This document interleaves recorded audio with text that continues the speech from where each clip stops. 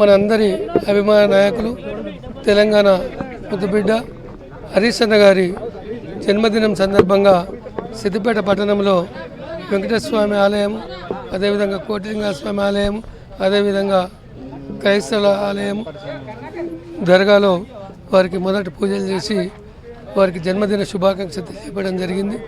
తర్వాత ఈనాడు అభయజ్యోతి దగ్గర కూడా అయితే మూగ పిల్లలున్నారో వారి దగ్గర కూడా కార్యక్రమం జరుపుకోవడం జరిగింది. అదేవిధంగా క్యాంప్ ఆఫీసులో కూడా కార్యక్రమాన్ని జరుపుకోవడం జరిగింది.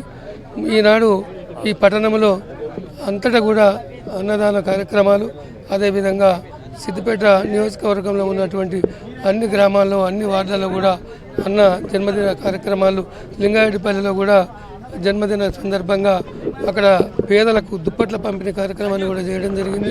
అదేవిధంగా సిద్దిపేట పట్టణంలో ప్లాస్టిక్ లేకుండా చేయాలనే సదుద్దేశంతో ఏదైతే మలబార్ గోడ దగ్గర మా వార్డులో కూడా జూట్ బ్యాగుల పంపిణీ కూడా చేయడం జరిగింది.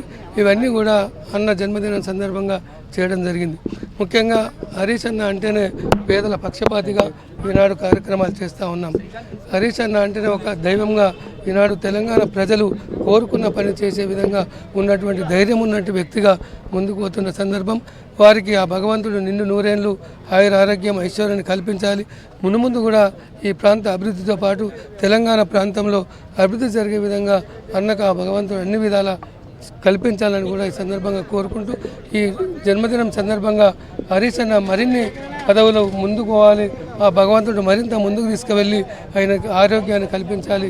ఈ సిద్దిపేటలో ఉన్నటువంటి ప్రతి వాళ్ళు కూడా ఇవాళ అన్న హరీష్ అన్నకు జన్మదిన శుభాకాంక్షలు తెలియజెప్పిన వారందరికీ కూడా మరోసారి కృతజ్ఞతలు.